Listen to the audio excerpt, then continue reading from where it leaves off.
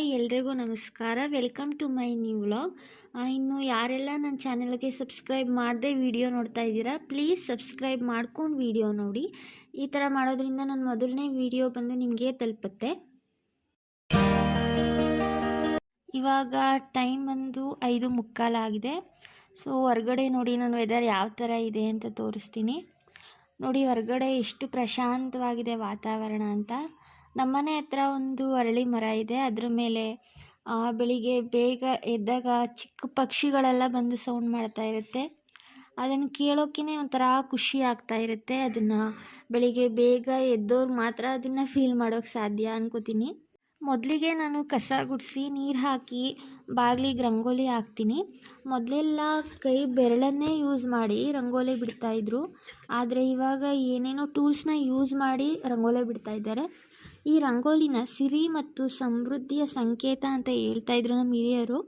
ಪ್ರತಿದಿನ ಈ ಥರ ಮನೆ ಮುಂದೆ ರಂಗೋಲಿ ಹಾಕೋದ್ರಿಂದ ಆ ಮನೆಯಲ್ಲಿ ಲಕ್ಷ್ಮೀ ದೇವಿ ನೆಲೆಸಿರ್ತಾಳೆ ಅಂತ ಹೇಳ್ತಾರೆ.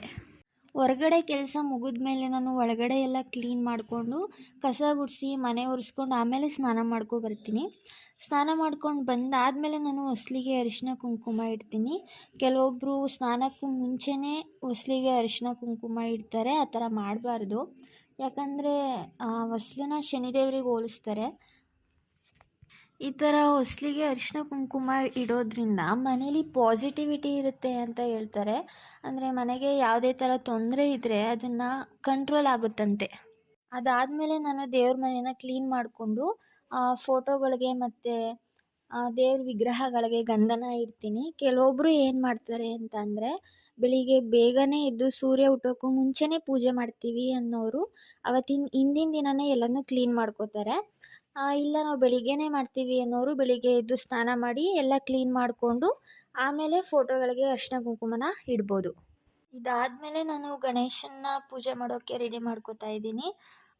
ಫಸ್ಟ್ ಏನು ಮಾಡಬೇಕು ಅಂದರೆ ನೀವು ಎಲ್ಲಿ ಗಣೇಶನ್ನ ಇಟ್ಟು ಪೂಜೆ ಮಾಡ್ತೀರಾ ಅಲ್ಲಿ ನೀಟಾಗಿ ಒರೆಸಿ ಅಲ್ಲಿ ಒಂದು ರಂಗೋಲಿನ ಬಿಡಬೇಕು. ರಂಗೋಲಿ ಮೇಲೆ ಒಂದು ಚಿಕ್ಕದಾದಂಥ ಪ್ಲೇಟ್ನ ಇಟ್ಬಿಟ್ಟು ಅದ್ರ ಮೇಲೆ ಒಂದು ವೀಳ್ಯದೆಲೆ ಇಡಬೇಕು. ನನಗಿಲ್ಲಿ ವೀಳ್ಯದೆಲೆ ಇರಲಿಲ್ಲ, ಹಂಗಾಗಿ ನಾನು ದಾಸವಾಳದ ಎಲೆನೇ ನೀಟಾಗಿ ತೊಳೆದು ಅದ್ರ ಮೇಲೆ ಓಂ ಅಂತ ಬರೆದು ಅದ್ರ ಮೇಲೆ ಸ್ವಲ್ಪ ಅರಿಶಿನ ಕುಂಕುಮ ಇಟ್ಟು ಆಮೇಲೆ ಅದ್ರ ಮೇಲೆ ಗಣೇಶನ್ನ ಇಡಬೇಕು. ಇಲ್ಲಿ ಪೂಜೆಗೆಲ್ಲನೂ ರೆಡಿ ಮಾಡ್ಕೋತಾ ಇದ್ದೀನಿ. ನೋಡಿ ಹೂವು, ಗಣೇಶನಿಗೆ ಕೆಂಪು ಹೂವು ಅಂದರೆ ತುಂಬ ಇಷ್ಟ. ಈ ಥರ ಕೆಂಪು ಹೂವು ಇಟ್ಟು ಪೂಜೆ ಮಾಡೋದ್ರಿಂದ ಆದಷ್ಟು ಬೇಗ ನಿಮ್ಮ ಕೋರಿಕೆಗಳು ನೆರವೇರುತ್ತೆ. ಕೆಂಪು ಅಕ್ಷತೆಗಳನ್ನ ಮಾಡ್ಕೊಂಡಿದ್ದೀನಿ. ಇದನ್ನು ರಕ್ಷಾಕ್ಷತೆ ಅಂತ ಹೇಳ್ತಾರೆ. 21 ಗರಿಗೆ ನೈವೇದ್ಯಕ್ಕೆ ಅವಲಕ್ಕಿ ಚರ್ಪ್ ಮಾಡ್ಕೊಂಡಿದ್ದೆ. ಆಮೇಲೆ ಗಣೇಶನ ಸಗಣಿಯಿಂದ ಮಾಡ್ಕೊಂಡಿದ್ದೀನಿ. ಈ ಥರ ಸಗಣಿಯಿಂದ ಗಣೇಶನ ಮಾಡಿಬಿಟ್ಟು ಪೂಜೆ ಮಾಡಿದ್ರೆ ತುಂಬ ಶ್ರೇಷ್ಠ ಅಂತ ಹೇಳ್ತಾರೆ. ನಾನು ಈ ಪೂಜೆನ ಸುಮಾರು 2-3 ವರ್ಷಗಳಿಂದ ಮಾಡ್ತಾಯಿದ್ದೀನಿ. ಇದನ್ನು ನನಗೆ ನಮ್ಮ ಚಿಕ್ಕಮ್ಮ ಸಜೆಸ್ಟ್ ಮಾಡಿದ್ದು. ಯಾರೆಲ್ಲ ಮಕ್ಕಳ ವಿದ್ಯಾಭ್ಯಾಸ ಚೆನ್ನಾಗಿರಬೇಕು ಅಂತ ಇಷ್ಟಪಡ್ತಾರೆ, ಒಳ್ಳೆ ಕೆಲಸ ಸಿಗಬೇಕು ಅಂತ ಆಸೆ ಪಡ್ತಾರೆ, ಮತ್ತು ಮನೇಲಿ ಯಾವುದೇ ಥರ ವಿಘ್ನಗಳು ಬರಬಾರ್ದು ಅಂತ ಇಷ್ಟಪಡ್ತಾರೆ, ಅವರೆಲ್ಲ ಗಣೇಶನ ಮುಂದೆ ಭಕ್ತಿಯಿಂದ ತಮ್ಮ ಕೋರಿಕೆಯನ್ನು ಇಟ್ಟು ಪೂಜೆ ಮಾಡಿದ್ದೆ ಖಂಡಿತವಾಗ್ಲೂ ಗಣೇಶ ಆದಷ್ಟು ಬೇಗ ನಿಮ್ಮ ಕೋರಿಕೆಗಳನ್ನ ನೆರವೇರಿಸ್ತಾರೆ. ಈ ಪೂಜೆನ ಉಪವಾಸ ಇದ್ದು ತುಂಬ ಭಕ್ತಿಯಿಂದ ಮಾಡಬೇಕಾಗುತ್ತೆ. ಬೆಳಿಗ್ಗೆ ಎದ್ದು ಸ್ನಾನ ಮಾಡಿ ನೀವು ಗಣೇಶನ ಮುಂದೆ ಕೇಳ್ಕೋಬೇಕು, ಸಂಜೆವರೆಗೂ ನಿರಾಹಾರವಾಗಿದ್ದು ನೀನು ಪೂಜೆ ಮಾಡ್ತೀನಿ ಅಪ್ಪ ಅಂತ. ಅದಾದಮೇಲೆ ನೀವು ಕೆಲವೊಬ್ಬರು ಹಣ್ಣು ಹಂಪಲು ಅಥವಾ ಎಳ್ನೀರನ್ನ ಕುಡ್ಕೊಂಡು ಉಪವಾಸ ಮಾಡ್ತಾರೆ. ಇನ್ನು ಕೆಲವೊಬ್ಬರು ನೀರನ್ನು ಸಹ ಕುಡಿದೇ ಉಪವಾಸ ಮಾಡ್ತಾರೆ. ಸಂಜೆ ದೇವಸ್ಥಾನಕ್ಕೆ ಹೋಗಿ ಪೂಜೆ ಮಾಡಿಸ್ಕೊಂಡು ಬಂದು ಚಂದ್ರ ಬಂದಾದಮೇಲೆ ಚಂದ್ರನ ನೋಡಿ ಊಟ ಮಾಡ್ಬೋದು. ಅಂದರೆ ನೀವು ಊಟ ಅಂದರೆ ಚಪಾತಿ ಅಥವಾ ಉಪ್ಪಿಟ್ಟು ಈ ಥರ ಲೈಟಾಗಿ ತಿನ್ಬೋದು. ರೈಸ್ ಐಟಮ್ಸ್ನ ಯಾರೂ ತಿನ್ನೋ ಹಾಗಿಲ್ಲ. ಬೆಳಿಗ್ಗೆ ಎದ್ದು ಪುನಃ ಗಣೇಶನಿಗೆ ಪೂಜೆ ಮಾಡಿ ಆಮೇಲೆ ನೀವು ರೈಸ್ ಐಟಮ್ಸ್ನ ತಿನ್ಬೋದು.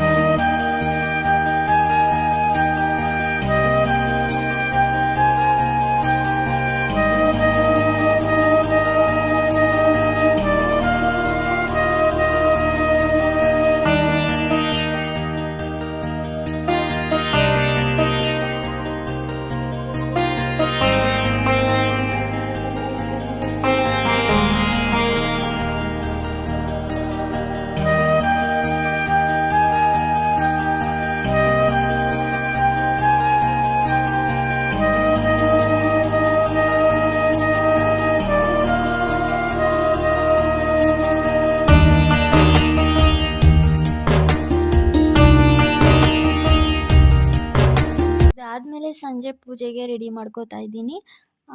ಇವಾಗ ಪ್ರೀತಿ ನನಗೆ ಎಕ್ಕದ ಹೂವಿನ ಹಾರನ ಮಾಡಿಕೊಡ್ತಾ ಇದ್ದಾಳೆ. ನಮ್ಮ ಮನೆ ಪಕ್ಕನೇ ಎಕ್ಕದ ಗಿಡ ಇರೋದ್ರಿಂದ ಅಲ್ಲೇ ಕಿತ್ಕೊಬಂದು ಹಾರ ಕಟ್ತಾ ಇದ್ವಿ. ಗಣೇಶನಿಗೆ ಎಕ್ಕದ ಹಾರ ಮಾಡಾಕೋದಾಗಿರ್ಬೋದು ಅಥವಾ ಎಕ್ಕದ ಹೂವಿಂದ ಅರ್ಚನೆ ಮಾಡೋದಾಗಿರ್ಬೋದು, ಈ ಥರ ಮಾಡೋದ್ರಿಂದ ಆದಷ್ಟು ಬೇಗ ನಿಮ್ಮ ಕೋರಿಕೆಗಳು ಈಡೇರುತ್ತೆ. ಸಂಜೆ ಮಳೆ ಬರೋ ಥರ ವಾತಾವರಣ ಇದ್ದಿದ್ದರಿಂದ ನಮಗೆ ದೇವಸ್ಥಾನಕ್ಕೆ ಹೋಗೋಕ್ಕಾಗಲಿಲ್ಲ. ಹಾಗಾಗಿ ನಮ್ಮ ಮನೆ ಹತ್ರನೇ ಇರೋ ಅರಳಿ ಮರಕ್ಕೆ ಪೂಜೆ ಮಾಡಿದ್ವಿ. ಫಸ್ಟು ಮನೇಲಿ ಪೂಜೆ ಮುಗಿಸಿ ಆಮೇಲೆ ಅರಳಿ ಮರಕ್ಕೆ ಪೂಜೆ ಮಾಡಿದ್ವಿ.